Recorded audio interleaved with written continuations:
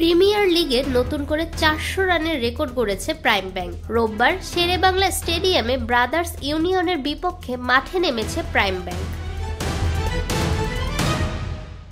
Brothers ইউনিয়নের বিপক্ষে নাইম শেখ উপহার দিয়েছেন ক্যারিয়ারের সবচেয়ে লম্বা সেঞ্চুরি। তার ব্যাট থেকে বেরিয়ে এসেছে 125 বলে 176 রানের টাইনফুল ইনিংস, যার মধ্যে শুধু বাউন্ডারি 18টি ও ছক্কা 8টি হাঁকিয়েই 120 রান তুলেছেন নাইম শেখ।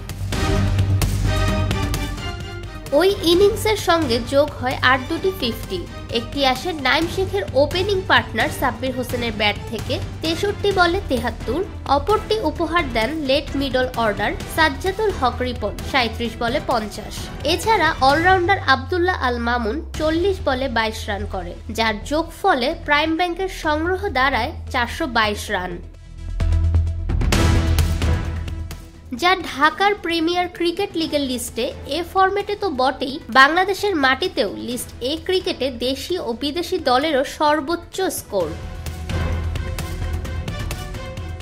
এর আগে ঢাকা লিগে প্রাইম ব্যাংক ও আবাহনী 400 রানের সম্ভাবনা জাগিয়েও শেষ পর্যন্ত পারেনি। এর মধ্যে 2018 সালের প্রিমিয়ার লিগে আবাহনীর 393 রান আছে প্রাইম দোলেশ্বরের বিপক্ষে। প্রাইম ব্যাংক এরপর 2 দফা 400 রানের রেকর্ড স্কোর গড়ার সম্ভাবনা জাগিয়েও পারেনি।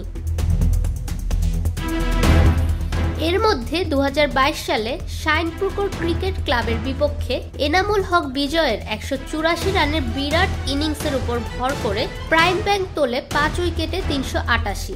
আর কাকতালীয়ভাবে গত বছর এই ব্রাদার্সের বিপক্ষেই 380 রানের বিশাল স্কোর গড়েছিল প্রাইম ব্যাংক। ফাহমিদা বিনতে আনোয়ার, নিরপেক্ষ নিউজ ডেস্ক, ঢাকা।